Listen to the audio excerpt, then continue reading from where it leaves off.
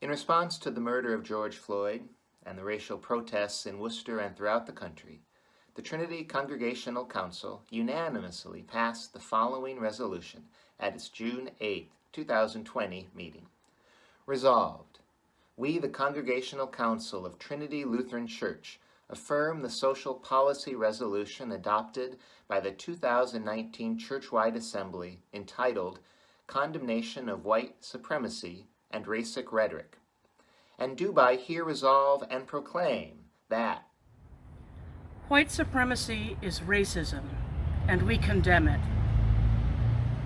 Violent rhetoric against persons of color in the name of so-called Christian nationalism is not a true Christian faith. It is idolatry, and we condemn it. The love of God is for all people, without exception, and we proclaim it. The justice and mercy of God are for all people, without exception, and we proclaim this.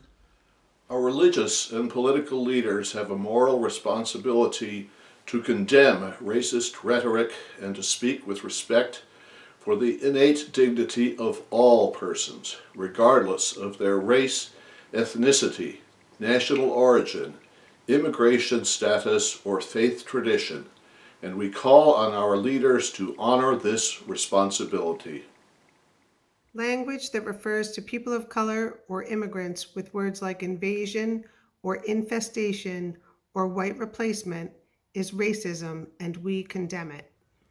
We are called by Jesus to love our neighbors as ourselves.